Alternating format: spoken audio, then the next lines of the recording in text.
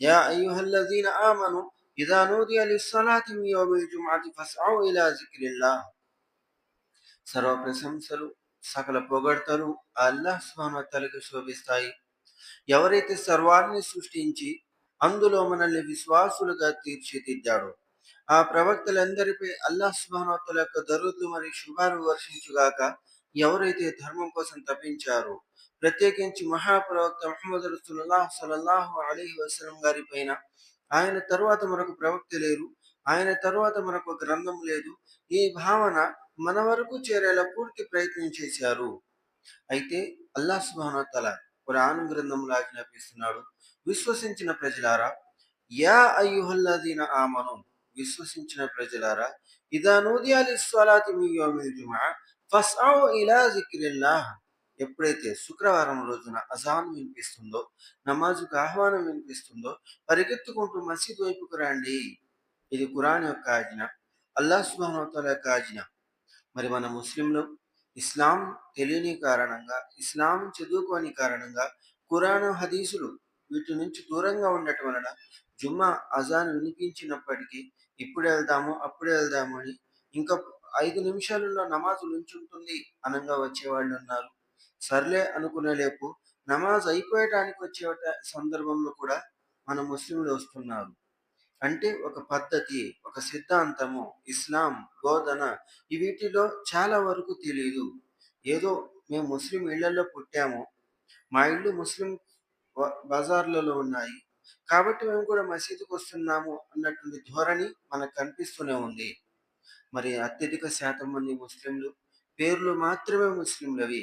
వాళ్ళ జీవితాల్లో తావీజులు, తాయెత్తులు, దర్గాలు, పీర్లు, బాబాలు, వలీలు, ఫకీర్లు ఇవి దాటి వాళ్ళు ఖురాన్ చదవటానికి గాని, ప్రవక్త గారి బోధనలు ఏంటి, మేము నేర్చుకోవాల్సింది ఎక్కడుంది అని ఆరా తీసే అవకాశాలు ఏమాత్రమూ కనిపించటం లేదు. మరి మన వాతావరణాన్ని, ముస్లిం వాతావరణాన్ని ఇస్లాం ముడిపెట్టాలి. ముహమ్మద్ సల్లల్లాహు అలైహి వసల్లం గారు ఏ ఇస్లాం అయితే నేర్పించారో అదే రకమైనటువంటి ఇస్లాం మరియు అదే విధానంలో, అదే పద్ధతిలో ఉండాలి. మేము కూడా ఏదో నమాజులు చదువుతున్నాము అన్నటువంటి భావన, ఏదో ఇసిరేసినట్లు, ఏదో కొన్ని ఎంగిలి మెతుకులు బయట ఇసిరేసాము అన్నట్టుగా, ఇస్లాం అంటే ఏదో ఒకటిలో చేస్తున్నాంలే అన్నట్టుగా మనకు కనిపిస్తుంది. ముహమ్మద్ సల్లల్లాహు అలైహి వసల్లం గారు అన్నారు, ఎవరి హృదయంలో అయితే రవ్వంత విశ్వాసం ఉంటుందో వారు కూడా నరకానికి వెళ్తారు. నరకానికి వెళ్ళిన వాళ్ళలో రవ్వంత విశ్వాసం కనిపించినట్లయితే కొన్ని కోట్ల సంవత్సరాల తర్వాత అయినా బయటికి తీసేయటం జరుగుతుంది. వాళ్ళ విశ్వాసం కారణంగా స్వర్గానికి తీసుకెళ్ళటం జరుగుతుంది అని ప్రవక్త గారు తెలియజేశారు. అంటే పాపాత్ములు, ఇస్లాం తెలియకుండా ప్రవర్తించిన వాళ్ళు, ఇస్లాం చదువుకోకుండా నేర్చకుండా ఉండేవాళ్ళు, వీళ్ళ అజ్ఞానం కారణంగా, మూఢనమ్మకాల కారణంగా, షిరిక్ బిదత్ పనుల కారణంగా నరకానికైతే వెళ్తారు. అందులో విశ్వాసం రవ్వంత ఉన్నా కూడా వాళ్ళని కొన్ని కోట్ల సంవత్సరాల తర్వాత అయినా కూడా స్వర్గానికి తీసుకెళ్లే ఆస్కారం ఉంది అని ప్రవక్త గారు అన్నారు. కానీ ఆ విశ్వాసమే మన సమస్య అంతా. ఎంతో మంది ముస్లింలు మేము విశ్వాసులు అని నమ్ముతున్నారు, కానీ ఆ విశ్వాసం అల్లాహ్ మరియు ఆయన ప్రవక్తల యొక్క ఆమోదయోగ్యంతో ఉందా, లేదా ఏదో మాకు తెలుసులే అన్నట్టుగా ఉందా? మన జీవితంలో ఉన్న ఆచరణలు, పద్ధతులు, సిద్ధాంతాలు ఏవైతే కనిపిస్తున్నాయో వాటిలో ఇస్లాం కనిపించలేదు. మన హృదయం లోపల ఏదైతే ఉందో అది అల్లాహ్ చూస్తాడు. అందులో విశ్వాసం అల్లాహ్కు కనిపించాలి అంటే అదేందో మాకు తెలిసి ఉండాలి కదా. మన జీవితంలో విశ్వాసము రవ్వంతన్నా ఉందా లేదా? మేము మసీదుకి వెళ్తున్నాము, ఉపవాసాలు కూడా ఉన్నాము, ఇవన్నీ విశ్వాసంతో చేశారా? లేదా ముస్లింలందరితో పాటు మీరు కూడా చేశారా? రంజాన్‌లో భోజనాలు పెట్టించారు. అల్హమ్దులిల్లా. రంజాన్‌లో భోజనం పెట్టడం అంటే ఒక ఖర్జూరం ఇచ్చినా కూడా, ఒక ఖర్జూరం ఇచ్చినా కూడా ఉపవాసం ఉన్నంత పుణ్యం లభిస్తుంది. అలాంటిది భోజనం పెట్టించారని అంటే ఎంతో పుణ్యాన్ని సంపాదించుకున్నారు. అంత పుణ్యం కూడాను అల్లాహ్ కోసమా? లేదా మీ పేరు కోసమా? మేము కూడా పెట్టించాము అని చెప్పుకోవటం కోసమా? అల్లాహ్ కోసమే అయితే ఆ పుణ్యము నమాజు స్థాపించటంలో ఉందని అల్లాహ్ సుబ్హానహు వ తఆలా అన్నాడు. ఆ పుణ్యము ఉపవాసాలు పాటించటంలో ఉంది, జకాతు చెల్లించటంలో ఉంది, హజ్ చేయటంలో ఉంది అని అల్లాహ్ సుబ్హానహు వ తఆలా అన్నాడు. కానీ ఆ పుణ్యాన్ని కేవలం భోజనాలు పెట్టేయటంలో చూసుకుంటున్నారు. మరి ఆ భోజనాలు అల్లాహ్ పేరుతో పెట్టిస్తే అభినందనలు. మీరెంతో గొప్ప కార్యం చేశారు, ఎంతో పుణ్యప్రదమైన పని చేశారు. అలా కాకుండా మేము కూడా పెట్టించాము అని చెప్పుకోవటానికైతే మీరు పెట్టే ఖర్చు 30,000కి తక్కువైతే ఉండదు. ఇదంతా కూడా వృధా చేసుకున్నట్లే. అంటే విశ్వాసం యొక్క హృదయము అల్లాహ్ చూస్తాడు. ఆ విశ్వాసం లేనందుకు మేము ఎంతో ఆనందంగా చేసినటువంటి పని కూడా, అల్లాహ్ కోసమే చేస్తున్నాము అన్నట్టుగా కనిపించే పని కూడా నాశనమయ్యే అవకాశం అక్కడ మనకు కనిపించింది. అలాగే బక్రీద్ వచ్చినప్పుడు అల్హమ్దుల్లా జంతువు కొనక ముందే మన ముస్లింలు వాటాలు వేసేస్తూ ఉంటారు. ఈ వీళ్ళకి ఇంత ఇచ్చేసేయాలి, వాళ్ళకి ఇంత ఇచ్చేసేయాలి అని. జంతువు ఇంకా కొనలేదు, ఇంటికి కూడా రాలేదు. కానీ ముందు నుంచి వాటాలు ముందే ఏసేసుకుంటారు. అందరికి పంచి పెట్టాలి. అల్లాహ్ కోసం పంచిపెట్టినట్లయితే ప్రతి వస్తువు మీద, ప్రతి ఎముక మీద, ప్రతి మాంసపు ముద్ద మీద అల్లాహ్ పుణ్యాన్ని ఖచ్చితంగా ప్రసాదిస్తాడు. ఆ విశ్వాసాన్ని చూసి అల్లాహ్ ఉన్నత స్థానాలను ప్రసాదిస్తాడు. లేదు, మా దగ్గర కూడా డబ్బులున్నాయి కాబట్టి మేము చేస్తున్నాము, మా బజార్లో చాలా మంది చేశారు కాబట్టి మేము కూడా చేయాలి, మా కుటుంబంలో మేము పెద్దవాళ్ళం మేము కూడా చేయాలి, ఈ భావనతో మీరు జిబా చేసినట్లయితే పుణ్యానికి పుణ్యం పోతుంది. పైగా అల్లాహ్ కోసం చేయలేదు కాబట్టి, ఇదంతా అల్లాహ్ కోసం జరగలేదు కాబట్టి అల్లాహ్ యొక్క ఆగ్రహం కూడా వచ్చి పడే అవకాశం ఉంది. భోజనాలు పెట్టించి, కుర్బానీ మాంసాలు పెట్టి ఏముంది చివరికి అంటే ఏమీ లేకపోవటము. ఇది దరిద్రుని లక్షణము. ముహమ్మద్ సల్లల్లాహు అలైహి వసల్లం గారు అడుగుతారు, మీలో దరిద్రుడు ఎవరో మీకు తెలుసా? సహాబాలు అన్నారు, ప్రవక్త, ఏ వ్యక్తి వద్ద అయితే ధనం ఉన్నా కూడా తినటానికి తిండి ఉండదు, ధనం తలక తల మీద కప్పు ఉన్నా కూడా ఉండటానికి ఇల్లు ఉండదు, దిక్కు లేకుండా ఊరూరా తిరుగుతూ ఉంటాడు, అతడిని మేము దరిద్రుడు అంటాము ప్రవక్త అని సహాబాలు అంటారు. కాదు, ఆ వ్యక్తి కాదు. ఏ వ్యక్తి అయితే మంచి పుణ్యాలు చాలా చేసుకొని ఉంటాడు కానీ తన జీవితంలో ఇతరులను హింసించడం, పొరుగు వారిని బాధ పెట్టడము, అభాగ్యులను హింసించడము, ఇరికించడము, ఇలాంటి పనుల కారణంగా దూషించటము, వాళ్ళ వెనకాల చాడీలు చెప్పటం కారణంగా అల్లాహ్ ముందు ఇతన్ని తీసుకొచ్చినప్పుడు చాలా పెద్ద పెద్ద పుణ్యాలు కొండంత స్థాయిలో ఉంటాయి. కానీ ప్రజలు వస్తారు, ఓ అల్లాహ్, ఇతను నన్ను ఇబ్బంది పెట్టాడు, ఇతను నా గురించి చెడుగా మాట్లాడాడు, ఇతను నా వీపు వెనకాల నా గురించి తప్పుగా చెప్పాడు, ఇలా షికాయతు చేయడం కారణంగా అతని పుణ్యాలు పంచిపెట్టేయటం జరుగుతుంది. చివరాఖరికి పంచిపెట్టడానికి ఏమీ లేక వాళ్ళ పాపాలు తీసుకొని, వచ్చిన వాళ్ళ షికాయతు తీసుకొని వచ్చిన వాళ్ళు పాపాలు తీసుకొని ఇతని నెత్తి మీద వేయటం జరుగుతుంది. ఎంతో పుణ్యం చేసుకొని కూడా పాపాత్ముడుగా నిలబడ్డేవాడే అల్లాహ్ దగ్గర అత్యంత దరిద్రుడు అని తెలియచేశారు. మరి మన జీవితంలో మన పుణ్యాలు ఏ విధంగా ఉన్నాయి లెక్కేసుకుంటూ ఉండాలి. సహాబాల కాలంలో ముహమ్మద్ సల్లల్లాహు అలైహి వసల్లం గారు అన్నారు, ఉహద్ కొండంత బంగారం ఖర్చు పెట్టినా కూడా మీరు సహాబాలతో సమానం ఎప్పటికీ కాలేరు అని అన్నారు. ఏ సహాబీ కూడా ఉహద్ కొండంత బంగారం ఖర్చు పెట్టలేదు. సహాబాలందరినీ కలిపినా కూడా అందరూ కలిసి ఉహద్ కొండంత బంగారం ఖర్చు పెట్టి ఉండరు. కానీ వాళ్ళ స్థాయికి అత్యంత చివరి స్థాయిలో వచ్చినటువంటి సహాబీ, ఆయన స్థాయికి మనం చేరుకోవాలన్నా కూడా కొండంత బంగారం ఖర్చు పెట్టినా చేరుకోలేము. మరి అలాంటి వాతావరణం వాళ్ళది. సహాబాలు వాళ్ళు. వాళ్ళలాగా మనం తయారవ్వాలి అనుకున్నప్పుడు వాళ్ళ విశ్వాసం ఎందుకుంది, ఎలా ఉంది, ఎవరు సరిచేస్తే దృఢంగా అయింది మనం చూసుకోవాలి.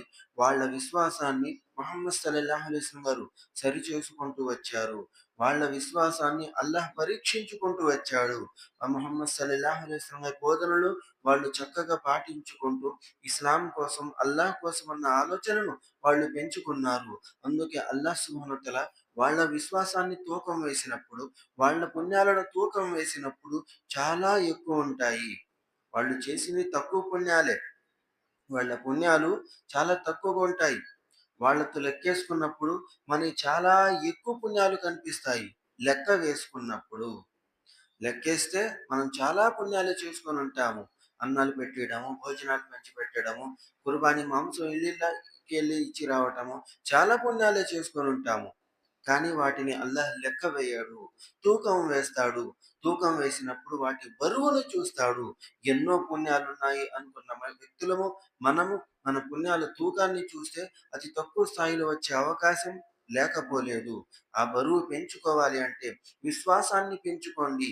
ఆ బరువు పెరగాలి అంటే భయభక్తులను పెంచుకోండి. వత్తకుల్లాహ్ వత్తకుల్లాహ మస్తతఅతుం.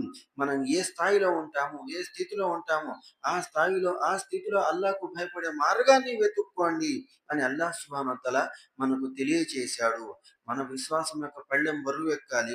మనం విశ్వాసాన్ని మనం పెంచుకోవాలి. ఇది ఇస్లాం మనకు ప్రోత్సహించింది.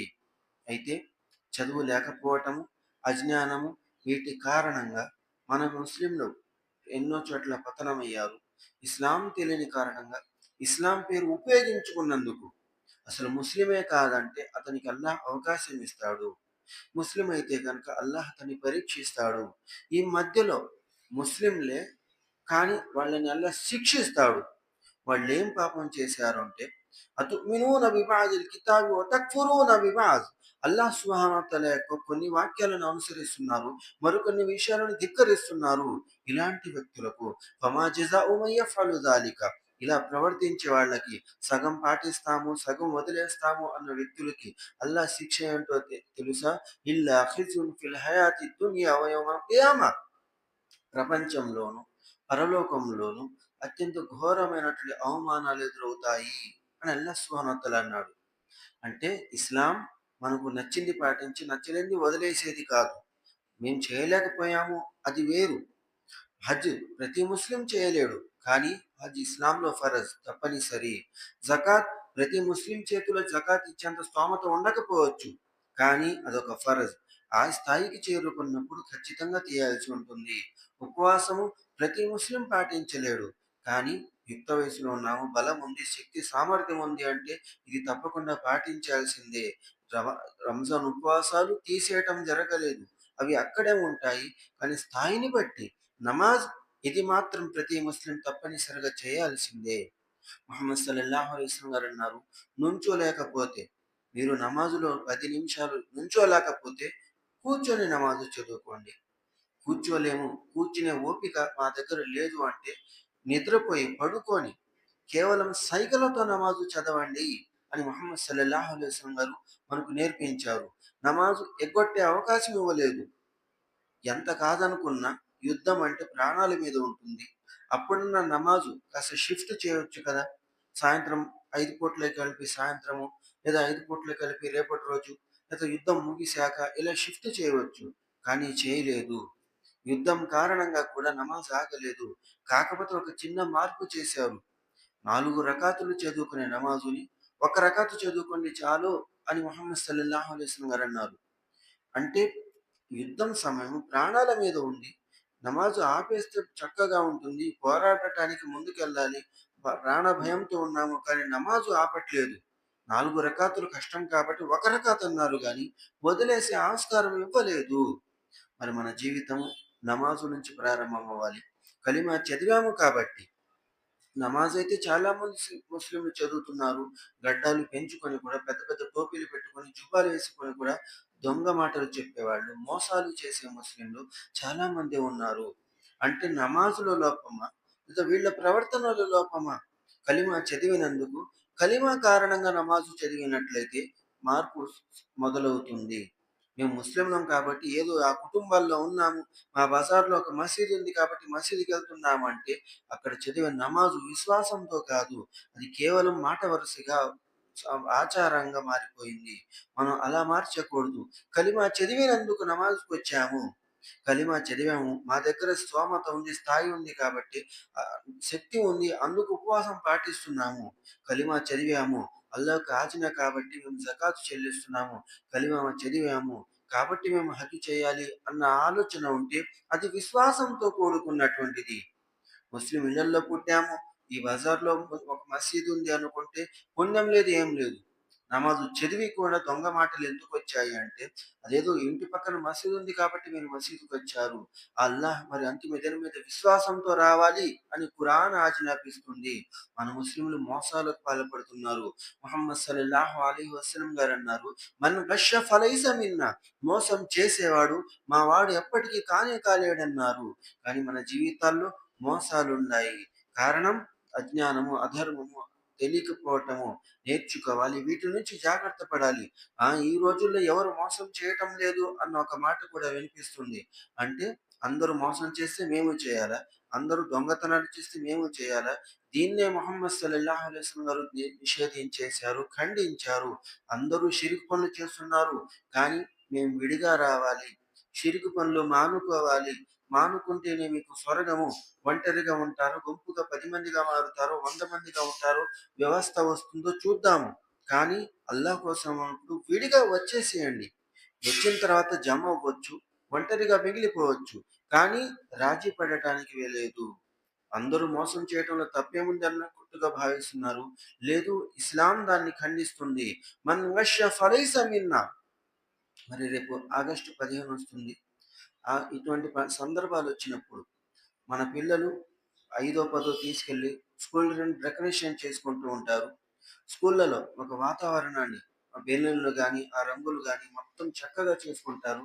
చిన్నప్పుడు వాళ్ళని ప్రోత్సాహం, మీరు వెళ్ళండి డెకరేషన్ చేయండి అని టీచర్లు చెప్పడము, అమ్మా నాన్నలు కూడా ₹5 ఇచ్చే వాళ్ళు ఒక ₹10 ఇచ్చి ప్రోత్సహించటము, ఇలా చేయటం కారణంగా వాళ్ళంతా కలిసి, స్కూల్ పిల్లలంతా కలిసి ఒక డెకరేషన్ చేసుకొని బెలూన్లు పెట్టుకొని జెండా ఎత్తి మొత్తం ఒక పండగ వాతావరణం సృష్టించుకొని ఒక కేక్ కట్ చేసుకొని అందరూ సంతోషంగా ఇంటికి వస్తారు. ఒక సందర్భం తర్వాత మేము డబ్బులు ఇవ్వకపోయినా బలవంతంగా తీసుకెళ్తారు. టీచర్లు మీరు చేయండి అని చెప్పకపోయినా వాళ్ళంతట వాళ్ళు చేస్తారు. ఏందంటే ఒక వాతావరణం సృష్టించాలి అని ప్రోత్సాహం స్కూల్లో లభించింది. ఇంట్లో కూడా లభించింది. చుట్టుపక్కల అందరూ కూడా ప్రోత్సహించారు. ఒక జెండా ఎత్తటం జరిగింది.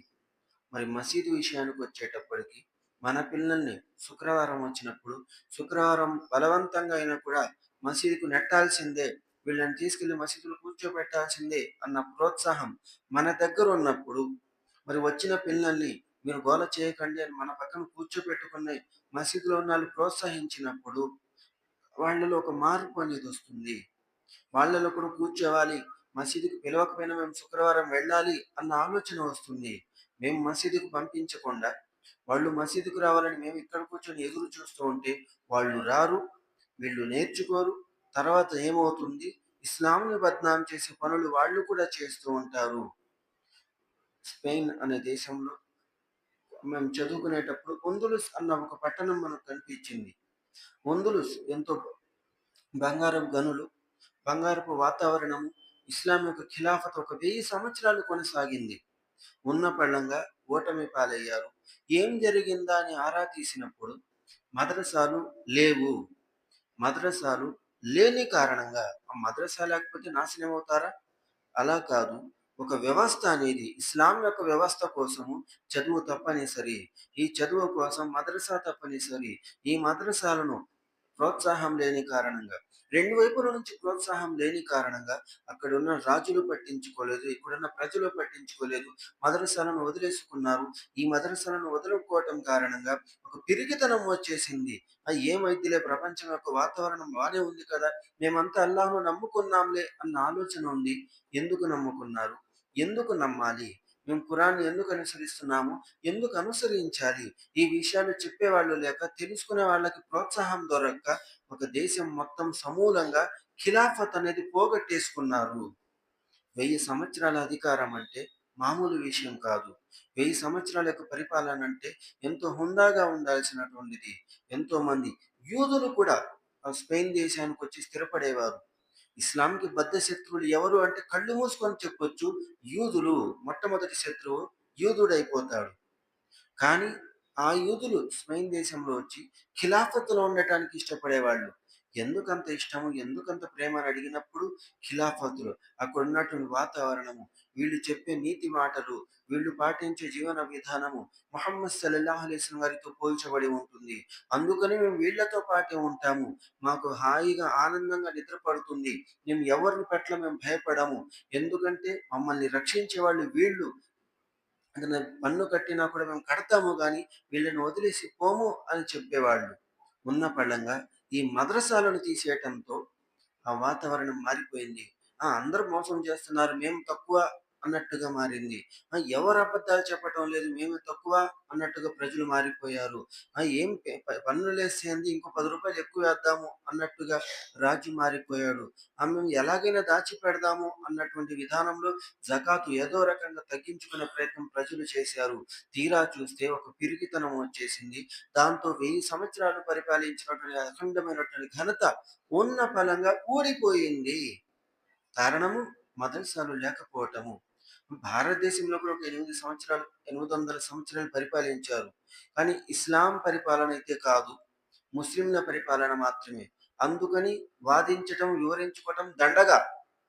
800 సంవత్సరాలు పరిపాలించారు అని చెప్పుకునే ముందు దండగా చెప్పుకున్న వృధా. ఏం చేశారు మన రాజులు? ఏం చేశారంటే ఏమీ చేయలేదు. పైగా అక్బర్ చక్రవర్తి ఖురాన్ గ్రంథాన్ని మార్చివేద్దాము అనుకున్నప్పుడు అతని వెనకాల నుంచున్న ఉలమాలు మీరు మంచి పని చేస్తున్నారని చప్పట్లు కొట్టారు. ఖురాన్ జోలికి రావటం ఏంటి? ఇది ప్రవక్త గారి యొక్క ధర్మము. ఇస్లాంలో ముహమ్మద్ సల్లల్లాహు అలైహి వసల్లం గారు బోధించింది ఒకటే కదా. ఈ ఖురాన్ని మార్చే ఆస్కారం, అవకాశాలు శూన్యము అని చెప్పారు కదా. కానీ నేను మారుస్తాను అన్నప్పుడు చప్పట్లు కొట్టిన వాళ్ళు చుట్టుపక్కల ఉన్నారు. అతి కొద్ది మంది మాత్రమే. అల్లమా సర్హిందీ అల్ హనఫీ రహమతుల్లా గారు ఆయన దగ్గరికెళ్ళి, అతని పిల్లల దగ్గరికెళ్ళి, లేదు మీ నాన్న చేస్తుంది తప్పు, ఖురాన్ జోలికి మనం వెళ్ళకూడదు, మేము పాటించలేకపోయాము, అనుసరించలేకపోయాము అంటే అది వేరు. కానీ ఖురాన్ని మేము మార్చకూడదని బతిమిలాడటంతో, బోధించటంతో వాళ్ళు మారారు. ఎంత మారారు అనేది మాకు తెలీదు. కానీ ఖురాన్ను మారుద్దాము అన్న ఆలోచన ఆపేసుకున్నారు. ఒకవేళ మార్చుంటే ఆస్కారం అయితే లేదు. ఎందుకు లేదు? ఖురాన్ గ్రంథంలో అల్లాహ్ సుబ్హానహు వ తఆలా అంటున్నాడు, ఇన్నా నహ్ను నజ్జల్నా జిక్ర వ ఇన్నా లహు లహాఫిజూన్. ఈ ఖురాన్ గ్రంథాన్ని మేము అవతరింపచేశాము, మరి దీనిని రక్షించే బాధ్యత కూడా మాది అని అల్లాహ్ సుబ్హానహు వ తఆలా అన్నాడు. అందుకు గాను ఖురాన్ని ప్రళయం దాకా ఎవ్వరు కూడా మార్చలేరు. మార్చే అవకాశం, ఆస్కారం కూడా లేనే లేదు. మరి అక్బర్ చక్రవర్తి మార్చుదామనుకున్నాడు. కానీ మార్చలేకపోయాడు. ఈ వాతావరణము, భారతదేశం యొక్క వాతావరణంలో దర్గాలు, పీర్లు, బాబాలు, వలీలు, ఫకీర్లే ఉన్నాయి గాని మదరసాకి రావాలి, చదువుకోవాలి, మసీదుకు రావాలి, నేర్పించుకోవాలి, నేర్చుకోవాలి అన్న వాతావరణం లేకపోయింది. ఎప్పుడైతే ముస్లింలు బెంగాల్ పట్టణంలో, బెంగాల్ రాష్ట్రంలో ముస్లింలు 5,00,000 మంది ఉలమాలు, ఉలమాయ సాదిక్పూర్ అన్న పట్టణంలో 5,00,000 మంది, అది కూడా అహ్లే హదీస్ ఉలమాలు, చదువుకున్నోళ్ళు ఉండటమే తక్కువ అంటే 5,00,000 మంది ఒకే పట్టణంలో చదువుకున్న వాళ్ళందరూ కూడా బ్రిటిష్ వాళ్ళకి వ్యతిరేకంగా ఉన్న పళంగా జిహాద్ చేయాల్సిందే అనేసారు. ఎందుకంటే మా రాజు దుర్మార్గుడు కావచ్చు, మా రాజు మమ్మల్ని ఇబ్బంది పెట్టొచ్చు, మేము వ్యతిరేకించకూడదు, మా అమీరు మమ్మల్ని హింసించొచ్చు, కానీ వ్యతిరేకించటానికైతే లేదు. కానీ బానిసత్వానికి తీసుకెళ్తాను, మేము నీ ధర్మం నేను చెప్పినట్లు ఉండాలి అంటే అది వినేది కాదు, వినిపించుకునేది కాదు, తాడో బేడో తేల్చుకునేది. బ్రిటిష్ వాళ్ళతో యుద్ధం చేయటం తప్పనిసరి అని మన ఉలమాలు, ఉలమాయ సాదిక్పూర్ 5,00,000 మంది ఉలమాలు ఉన్న పళంగా బ్రిటిష్ వారికి వ్యతిరేకంగా ఒక గళాన్ని విప్పారు. వాళ్ళ వ్యతిరేకంగా పోరాటం చేశారు. ఓడిపోయారు. ఓడిపోయారు కానీ యుద్ధం మొదలటానికి ఇష్టపడలేదు. ఎదురుగా ఉన్నది ఎవరు అని చూడలేదు. ఇస్లాం మీదకొస్తారా? మమ్మల్ని బానిసత్వంగా మారుస్తారా? దీన్ని అంగీకరించే ఆస్కారం ఏమాత్రము లేదు అన్నటువంటి మా ఉలమాలు మరణించిన తర్వాత, తర్వాత ప్రజలు ఎలా మారారు?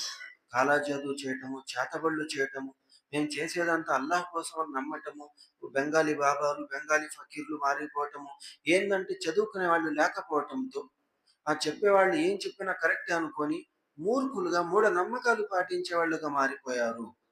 ఈ విధంగా ఎప్పుడైతే ఈ ఉలమాలు మరణించారో ఇంకా చెప్పుకునే వాళ్ళు, నేర్పించుకునే వాళ్ళు లేకపోవటంతో దేవబంద్ మద్రసాలో, దేవబంద్ మద్రసాకి పునాది వేసి ఇక్కడికొచ్చి చదువుకోండి, మేము చదివిస్తాము, నేర్పిస్తామని నేర్పించసాగారు. 7-8 సంవత్సరాలు మేము అక్కడ దాకా వచ్చి చదువుకోలేమంటే తబ్లీగీ జమాత్ వాళ్ళొచ్చి ఈ స్థాపన ఎందుకంటే ఒక 2-3 రోజులు, నెలలో 2-3 రోజులు వచ్చి మాతో పాటు చదువుకోండి. జీవితాంతం 7 సంవత్సరాలు మీరు ఇవ్వలేరేమో. 2-3 రోజులు అంటే ఇవ్వగలరు కదా. వచ్చి మా దగ్గర చదువుకోండి అని వాళ్ళు నేర్పించటం మొదలుపెట్టారు. అలా మొదలుపెట్టడం కారణంగా, అలా నేర్పించుకోవటం కారణంగా ఈ రోజుకి కూడా ధర్మం అంటే చదువుకోవాలి అన్న ఆశ కొంతో గొప్ప ఉంది.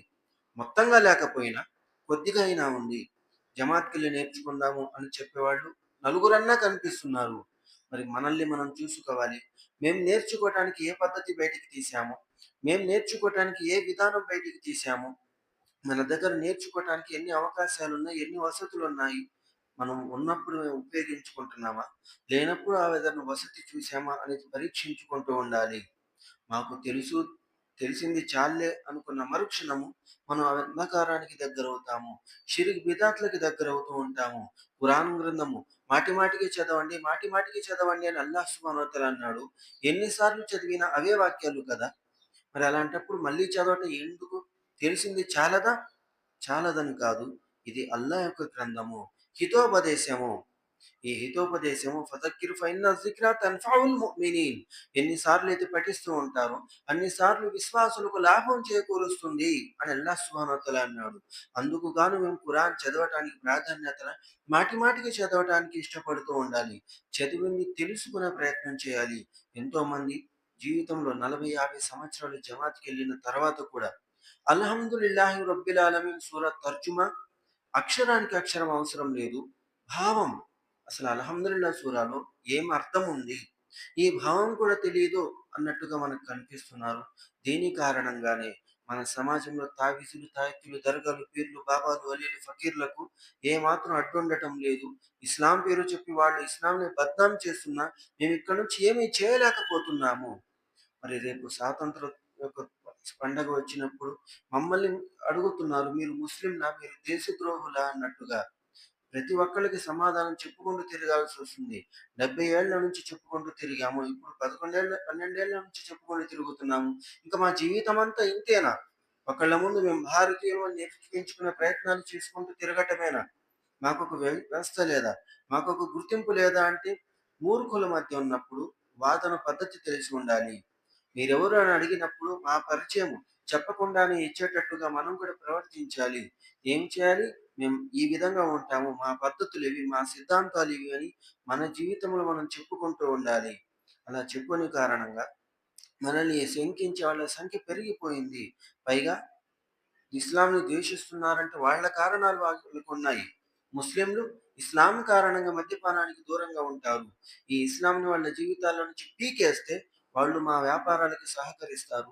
మా వ్యాపారం యొక్క బానిసలవుతారు అన్న ఉద్దేశంతో ఇస్లాంను ద్వేషించే వాళ్ళున్నారు. ఇస్లాం వడ్డీని సంపూర్ణంగా నిషేధించేసింది. ఈ వడ్డీకి బానిసలుగా ఉండాలి అంటే వీళ్ళు ఇస్లాంలో ఉండకూడదని ఇస్లాం నుంచి బయటికి లాగే ప్రయత్నాలు కూడా సంపూర్ణంగా జరుగుతున్నాయి. మా స్త్రీలు బురకాలు వేసుకున్నట్లయితే ఈ బురకాల కారణంగా ఈ లిప్‌స్టిక్‌లు పోవటం లేదు, ఈ పౌడర్‌లు పోవటం లేదు, ఈ గాజులు, చీరలు పోవటం లేదని ఇస్లాం యొక్క ద్వేషాన్ని వాళ్ళని హృదయాల్లో నింపించి, ఇస్లాం నుండి వాళ్ళని దూరం చేపించి, వాళ్ళ గాజులు, వాళ్ళ సబ్బుల కోసము ఇస్లాంని బద్నాం చేసే ప్రయత్నాలు కూడా జరుగుతున్నాయి. మరి దీనికి పరిష్కారం ఏంటి? మనల్ని మనం కాపాడుకోవాలి అంటే చదువుకోవటమే. చదువుకి ప్రవక్త గారు ఇచ్చినటువంటి ప్రాధాన్యత, యుద్ధంలో శత్రువులు పట్టుబడితే ఆ శత్రువులని అన్నారు, మా పిల్లలకి చదువు చెప్పండి మిమ్మల్ని వదిలేస్తామన్నారు. ఏ మనిషి అయినా కూడా యుద్ధంలో శత్రువు దొరికినప్పుడు ఎంతో భయంకరంగా ఉంటుంది. ఎక్కడైనా కూడా అంతే భయంకరంగా ఖైదీలుగా చేసుకుంటారు. అదలాబదిలీగా ఉపయోగించుకుంటారు. లేదా పట్టుబడిన వాళ్ళని హతమారుస్తారు, హింసిస్తారు. ఇది ప్రపంచం మొత్తం కనిపించే సూత్రము. కానీ ముహమ్మద్ సల్లల్లాహు అలైహి వసల్లం గారు మొట్టమొదటిసారిగా అన్నారు, ఖైదీలకు మీరు మా పిల్లలకి చదువు చెప్పండి మిమ్మల్ని వదిలేస్తాము. ప్రవక్త గారు చదువుకి అంత ప్రాధాన్యతనిచ్చినప్పుడు, అది కూడా ఏ చదువు? చదవటం, రాయటం వస్తే చాలు. ఇస్లాం వీళ్ళు మెత్తగా నేర్చుకుంటారు. మెల్లగా నేర్పించుకుంటారు. అసలు చదవటం రాకపోతే, అసలు నేర్పించటం రాకపోతే ఏం చెప్పుకోలేరు కాబట్టి ముందు చదవండి అనన్నారు. పునాది అక్కడెక్కడో ఉందని తెలిసినప్పుడు యుద్ధ ఖైదీలను వదలటానికి ఇష్టపడ్డారు. కానీ మన దగ్గర పునాది మద్రసా, పునాది మస్జిదు. మన మసీదులో మనమున్నప్పుడు, మన మద్రసాలకు మన ప్రోత్సాహం ఉన్నప్పుడు ఖచ్చితంగా మనం ఎదుగుతాము. లేదులే ఎలాగోలా కొనసాగుదాం అనుకుంటే ఎన్నో దేశాలను చూసాము. ఇస్లాం పేరు చెప్పుకొని నాశనమైపోయాయి. ఎందుకు? వాళ్ళకి పరీక్ష అయితే కాదు. పరీక్ష అల్లా విశ్వాసులకు ఖచ్చితంగా పెడతాడు. ఆ పరీక్షలో నెగ్గిన వాళ్ళకి బహుమతులు కూడా ఇస్తాడు. కానీ ఇక్కడ బహుమతులు లేవు. అంటే వాళ్ళకి పరీక్ష కాదు, శిక్ష.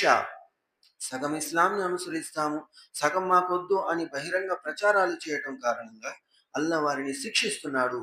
మేమేదన్నా పాటించలేకపోయాము, ఉపవాసం ఉండలేము, ఉండలేకపోతున్నాము, ఇది వేరు. ఏముందిలే ఉపవాసంలే అన్న మాట వేరు.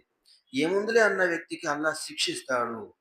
జకాతు చెల్లించలేకపోతున్నాము. చేతికి డబ్బు రావటం లేదు. ఈ సమస్య వేరు. ఆ జకాతేగా ఏముందిలే అన్న వ్యక్తికి శిక్షించటం తప్పనిసరి. హజ్ చేయలేకపోతున్నాము. అంత సంపాదన రావటం లేదు. ఈ పద్ధతి పరిస్థితి వేరు. ఉన్నా కూడా హజ్జేగా ఏముందిలే అదేదో అన్నం పెడదాం, భోజనాలు పెట్టిద్దాము. వీళ్ళకి శిక్ష వచ్చి పడుతుంది. అంటే ఇస్లాం సంపూర్ణంగా పాటించండి. ఉదుఖులూ ఫీ సిల్మి కాఫా, ధర్మంలోకి సంపూర్ణంగా వచ్చేసేయండి. ఎవరైతే అరకొర చూసుకుందాం అనుకుంటారో వలా తత్తబిఉ ఖుతువాతి షైతాన్, వాళ్ళు శైతాన్ యొక్క అడుగు జాడల్లో నడుస్తున్నారు. వాస్తవానికి శైతాన్ ఎవరు? ముస్లింల విశ్వాసుల బద్ధ శత్రువు. ఇన్నహు లకుం అదువ్వు ముబీన్, బహిరంగంగా కనిపించే బద్ధ శత్రువు. ఆ శత్రువు నుంచి మమ్మల్ని మనం కాపాడుకోవటానికి ఖురాన్ చదవటమే పరిష్కారము. హదీసులు నేర్చుకోవటమే పరిష్కారము. నేర్చుకొని మనము ప్రోత్సాహంతో ముందుకు రావటమే పరిష్కారము. చివరిలో అల్లాహ్ సుబ్హానహు వ తఆలా దేవునిగా వల్ల మనందరినీ ఖురాన్ మరియు హదీసులను అనుసరించే సౌభాగ్యాన్ని ప్రసాదించు.